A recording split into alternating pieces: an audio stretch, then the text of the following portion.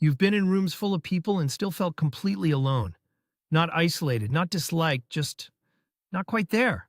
Like everyone else received an instruction manual for how to be part of a group that you somehow never got. And you've carried that feeling across different cities, different friend groups, different jobs, different versions of your life, and somewhere along the way you reached a quiet conclusion that you're just someone who doesn't quite fit. That belonging is something that comes naturally to other people. That there's something in the way you're wired that makes genuine connection slightly out of reach. That conclusion feels like self-awareness. It's actually something else. Here's what the research shows. The feeling of not belonging isn't primarily about the groups you've been in. It's about something that was established long before any of them. Psychologists who study belonging don't start with social environments. They start with attachment history, because the capacity to feel like you belong somewhere isn't learned inside a group. It's built, or not built, in the earliest relationships you had, when a child's emotional needs are consistently met, when their presence is reliably welcomed, when they experience being known and accepted without having to earn it.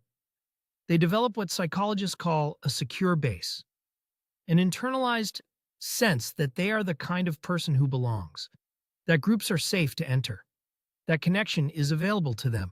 But when those early experiences are inconsistent, when belonging felt conditional, when love had to be earned or performed or carefully maintained, something different develops.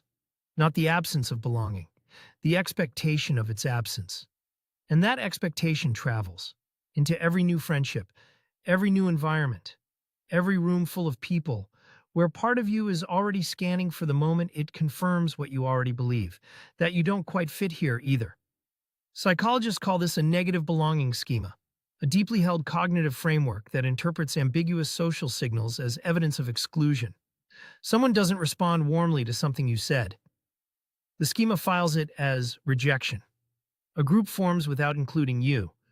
The schema files it as confirmation. A conversation ends awkwardly. The schema files it as proof.